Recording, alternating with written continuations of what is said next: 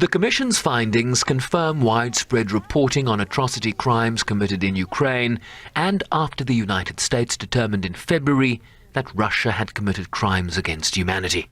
The Commission has concluded that the Russian authorities have committed numerous violations of international humanitarian law and international human rights law, in addition to a wide range of war crimes, including the war crime of excessive incidental death, injury or damage, willful killings, torture, inhuman treatment, unlawful confinement, rape, as well as unlawful transfer and deportation. The Commission found that Russian armed forces used weapons that struck both military and civilian objects without distinction, using weapons including unguided bombs dropped from aircraft in populated areas, or inaccurate long-range missiles, including a strike on a theatre in Mariupol in March last year,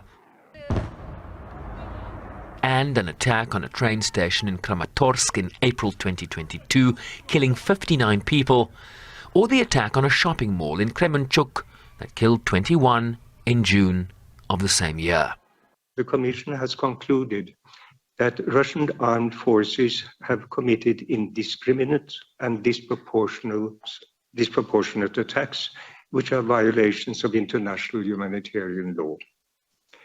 Such attacks have impacted objects which are purely civilian in nature, such as residential buildings, hospitals, shops, and places with large concentrations of civilians. The report is based on more than 500 interviews, as well as satellite images and visits to detention sites and graves. The Commission has also found that the waves of attacks from 10 October 2022 on Ukraine's energy-related infrastructure by the Russian armed forces and the use of torture by Russian authorities may amount to crimes against humanity. The Commission recommends further investigations. Russia has consistently rejected claims of atrocity crimes in Ukraine and did not cooperate with the investigation.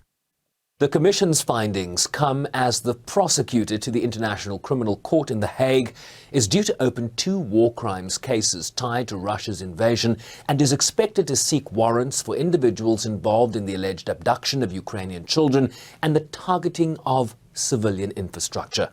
The warrants have to be approved by a pre-trial judicial chamber. That said, Russia does not recognize the jurisdiction of the ICC and is unlikely to hand over individuals implicated. Sherwin Bryce-Pease, SABC News, New York.